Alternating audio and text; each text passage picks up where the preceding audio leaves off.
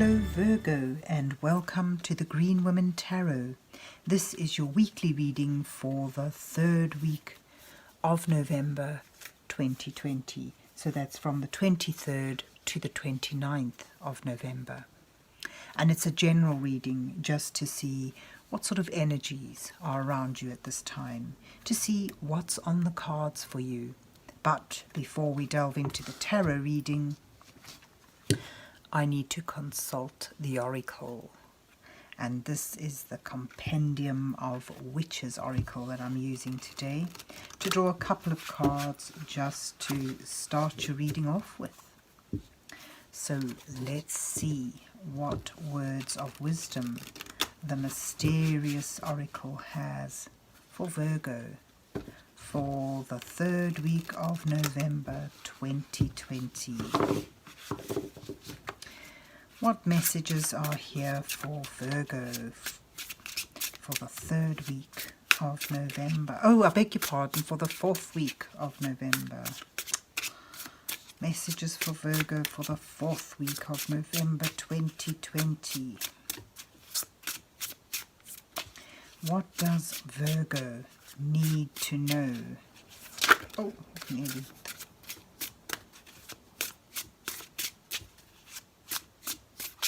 Oh, okay, so I'll just take these two. You've got the Thor and the Seer.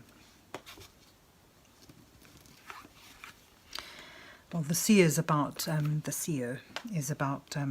that psychic ability, that second sight. Ooh. Seeing things that are not obvious, things that previously you may never have noticed before, or things that other people aren't picking up. It's using that sixth sense, being aware of that spiritual guidance in your life, connecting with that. You know, this particular witch was I think it was Ireland, and she was psychic. She could see the fae. Okay, and then you have the Thor, which is that renewed hope and anticipation at the end of winter.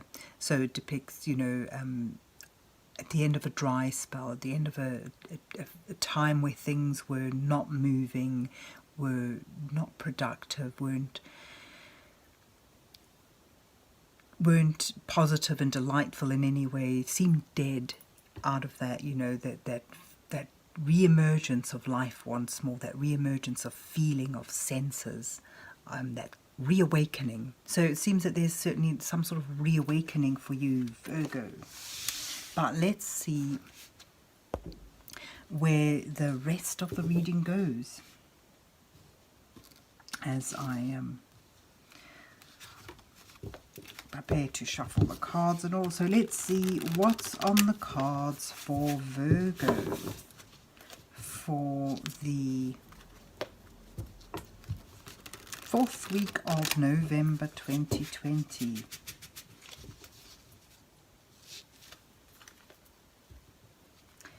What messages are here for Virgo for the fourth week of November?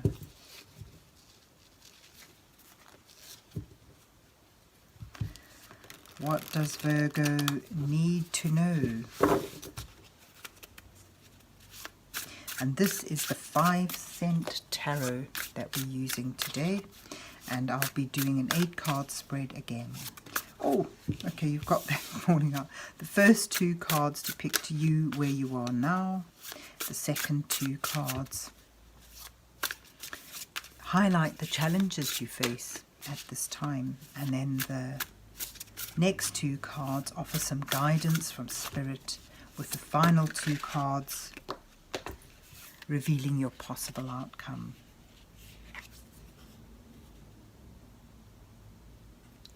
So you have the 2 of Needles and the King of Buttons where you are now. And then you have Death and the 10 of Matches as your challenges. And the 8 of Matches and the Queen of Matches in your advice column, and this is the Thor, definitely. And then you have the Three of Needles and the Messenger. Oh, Spirit Guides, that's amazing. There you go. I'll put that there. And at the bottom of the deck you have Justice, rebalancing, fairness and the truth emerging. So the King of Buttons is about having built something up, having something stable and secure on a material level, certainly, and feeling secure and abundant in some way. You know, having it's also, I get a sense, you know, in this particular beetle, this figure here, this little beetle, can you see his collar? It sort of springs to mind the businessman, the you know, the successful businessman, the affluent. So it's depicting security that's been built up, that something that you've accumulated. But here you have the Two of Needles, which is about a fork in the road, a decision, you know, needing to, having reached an impasse of some sort, and it's linked with this affluence that's been built up, the security. So I'm getting a sense that although there's the stability, there's something about it that has brought you to a decision, perhaps staying with it or leaving it, changing it or keeping it as it is, developing it or letting it lie as it is because it's stable. And I'm getting a sense when I look at the whole spread that perhaps the stability's become stale, become stagnant, and now you are at an impasse. Do you move forward in a new direction, or do you keep with what is comfortable? And in order to make that decision, in order to choose that path, there is a need to see things more clearly. And, you know, the Two of Needles is all about using your intuitive senses to bring to the fore things that you haven't been able to see, to change your perception, to change your view, and find that way, find that choice, make that decision, because unless you make it, you will be stuck. That's the sense I get today. And right above that Two of Needles, you've got the Death card, which is about endings. Something is ending. Something has run its course, and it's time to let it go in order to embrace a new day, a new change. And that's your challenge, letting something go, letting it end, and embracing the change that comes with that ending. And the Ten of Matches, I get a sense for some of you, maybe that, you know, this stability here has been a burden. You know, you've amassed a lot of responsibility, and you've carried a heavy load for a long time. And I get a sense with the ending, it's about recognizing that it's time for that to change, time to release that burden and let it go. That accomplishment has you know, has had a heavy toll in some way or the other on you, and perhaps, you know, it may even involve for some of you taking on a bigger load, and that may be what's frightening for some of you. But your advice from Spirit, it's really good. It's sort of, you know, it suggests that there's going to be sudden unimpeded action and communication, action that I connect with communication today when I look at the cards. So I'm getting a sense of things moving forward suddenly, communications opening up, and that sense of finding direction and moving in a unimpeded way. And it may even, you know, be that speed that sort of takes your breath away. Suddenly there's growth, suddenly things are starting to happen.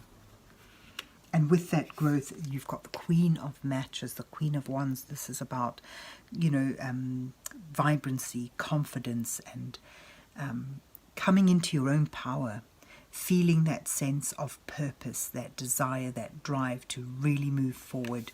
And, you know, even if it means embracing more challenges, more responsibilities, having the confidence and the sense of adventure to do that.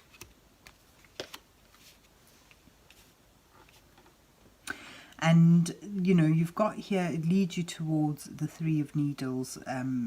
I get a sense of, you know, recognizing the difficulty, working through the hardships of what you've had to let go, accepting the disappointments that you may have felt on this journey, and working through them so that you can put them to rest, weathering the wounds that you've suffered, allowing them to heal as you connect with your psychic side, your spiritual side. You've got the Messenger here. You know, it shows that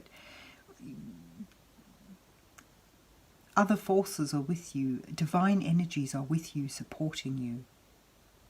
And, you know, any heartache that you've endured here is